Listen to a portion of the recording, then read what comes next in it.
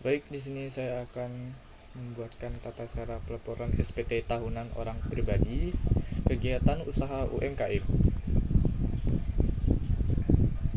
Nah, di sini ada 3 tahapan dalam melaporkan SPT tahunan PPH orang pribadi. Yaitu siapkan dokumen pendukung, login dan buat SPT tahunan, dan mengisi dan menyampaikan SPT tahunan. Di sini siapkan dokumen seperti daftar peredaran usaha dalam 1 tahun, bukti pemotongan atau pemungutan PPH dari lawan transaksi, daftar harta atau aset dan hutang yang dimiliki, daftar anggota keluarga dan tanggungan. Di sini saya akan memberi contoh tentang peredaran bruto sampai PPH final. Selanjutnya, kita akan login dan buat konsep SPT tahunan. Di sini kita masuk ke Cortex. Untuk login, masukkan ID pengguna dan kata sandi. Terus kita login. Selanjutnya, kita klik ke surat pemberitahuan SPT. Kita masuk ke profil wajib pajak. Kita lanjutkan. Di sini kita masuk ke konsep SPT. Kita buat konsep SPT tahunan dan klik buat konsep SPT. Selanjutnya, setelah masuk, kita klik ke PPH orang pribadi. Kita klik lanjut. Dan di sini kita isi kolom pertanyaan yang telah tersedia.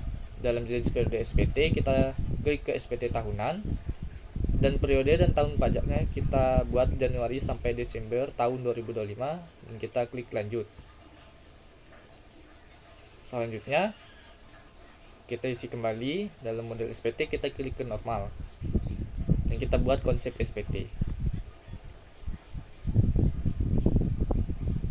Baik, di sini sudah terbentuk SPT tahunan orang pribadi sesuai dengan tahun pajak yang dibuat.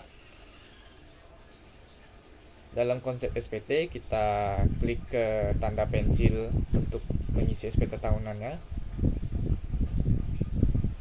Baik, selanjutnya kita akan masuk ke halaman dalam SPT induk. Nah, di sini kita klik induk. Setelah itu kita isikan dalam kegiatan usahanya. Selanjutnya kita scroll ke bawah. Nah, di sini apabila memiliki status harta, status pisah harta, boleh diisi.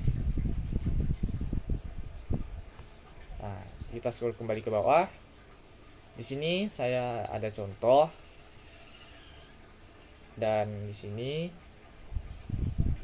boleh diikuti ya. Ada apakah Anda menerima penghasilan dalam negeri dari pekerjaan? Saya klik tidak. Selanjutnya, apakah Anda menerima penghasilan dalam negeri dari usaha atau pekerjaan bebas? Saya klik ya. Seterusnya,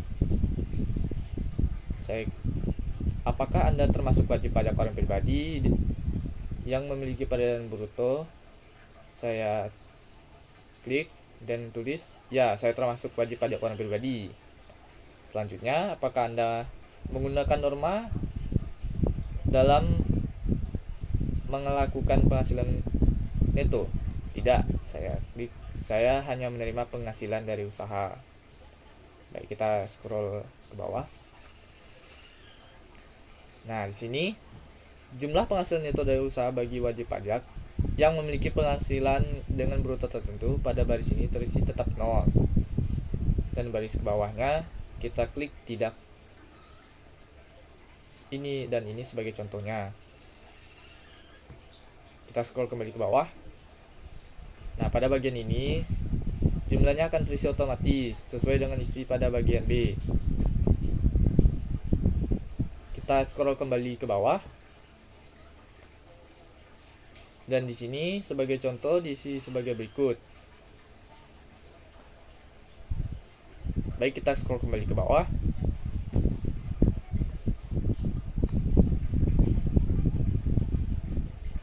Nah, di bagian ini menampilkan hasil penjumlahan otomatis dari bagian sebelumnya.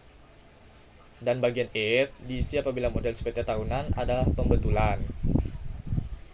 Dan bagian G, nah, di sini menggunakan perhitungan pajak penghasilan bruto tertentu. Silakan bisa dilanjut ke tahap selanjutnya. Kita scroll ke bawah. Nah, di sini sebagai contoh pengisiannya. Selanjutnya kita scroll kembali ke bawah. Nah, kembali di sini sebagai contoh, diisi sebagai berikut. Kita scroll kembali ke bawah. Nah, pada bagian J, kita akan diminta untuk menyampaikan apabila ada dokumen yang harus dilampirkan di SPT tahunan. Pada ilustrasi ini tidak ada kewajiban menyampaikan lampiran tambahan. Baik, di sini ada contoh. Kita klik no saja dan kita kembali scroll ke bawah. Nah, dalam konsep ini kita klik simpan konsep dan kembali ke lampiran atas. Kita simpan konsep. Kita lanjutkan. Nah, di sini ada urutan pengisian lampiran yaitu L3B dan L2 dan L1. Kita klik ke L3B. Kita scroll ke bawah. Nah, di sini kita akan pengisian lampiran L3B rekapitulasi terdapat 4 bagian. Kita lanjutkan dengan mengklik ke bagian C.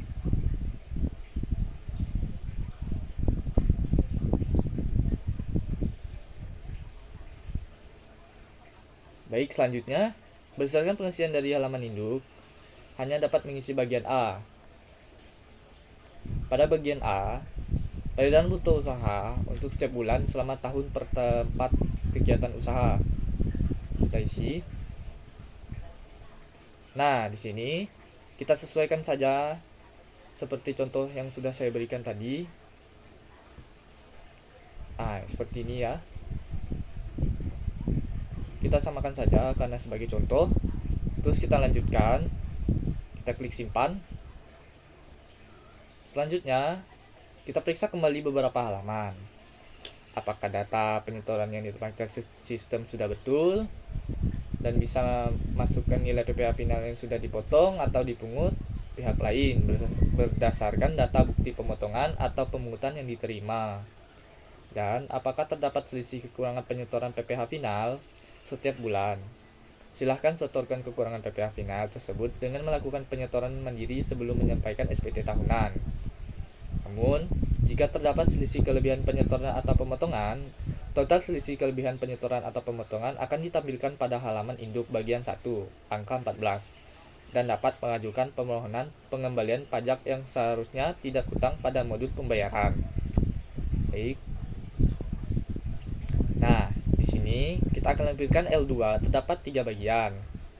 Ada bagian A, penghasilan yang dikenakan pajak penghasilan bersifat final, dan pada bagian B, penghasilan yang tidak termasuk objek pajak, dan pada bagian C, penghasilan itu luar negeri. Baik, kita scroll ke bawah. Nah, di sini sistem akan mengisi otomatis untuk 2 jenis data, yaitu pertama ada data penyetoran sendiri PPh final dengan kode akun pajak 41128 sampai 420. Selanjutnya ada data penghasilan dari bukti pemotongan PPh final. Nah, di sini kita klik pada tanda panah pensil ini untuk pengenaan pajak atas penyetoran PPh final mandiri. Kita scroll ke bawah. Nah, di sini kita isi. Kita lanjutkan dan klik untuk simpan. Nah, kembali kita pada pengisian L1. Pada bagian L1, lampiran yang otomatis muncul pada SPT tahunan orang pribadi yang terdiri atas 5 bagian, yaitu A, harta pada akhir tahun pajak, dan B, hutang pada akhir tahun pajak, C, daftar anggota keluarga yang menjadi tanggungan, D, penghasilan neto dalam negeri dari pekerjaan, E, Daftar bukti pemotongan atau pemungutan PPh. Tutorial ini hanya mengisi bagian A, B, dan C. Baik, kita scroll ke bawah. Nah, di sini bagian ini akan terisi otomatis sesuai dengan pengeluaran SPT tahunan orang pribadi pada tahun pajak sebelumnya. Kita scroll kembali ke bawah. Pada bagian ini diisi akan terisi otomatis data keluarga berdasarkan data pihak terkait pada akun wajib pajak khusus yang termasuk dalam kategori tanggungan. Di sini pengisian SPT selesai, silakan kembali lagi ke lampiran induk. Nah, setelah itu kita scroll kembali ke bawah. Nah, di sini kita akan mengklik bayar dan laporkan. Kita lanjutkan. Di sini jika sudah kita mengklik dan laporkan, kita akan sukses. Karena setelah itu kita akan ditampilkan semua tanda tangan dokumen. Kita klik simpan, dan selanjutnya kita klik konfirmasi tanda tangan, dan selanjutnya status SPT tahunan akan otomatis menjadi dilaporkan. Nah, silakan bisa lihat profil PDF-nya dengan mengklik tanda dokumen sebelah kanan yang warna merah, dan untuk print atau menyimpan data PPh orang pribadi, di sini ada tanda untuk mendownload. Nah, baik, sini kita akan lanjutkan untuk scroll ke bawah. Nah, di sini sudah selesai ya teman-teman. Di sini akan diberitahukan kalau kita sudah menyelesaikan semua kegiatan tentang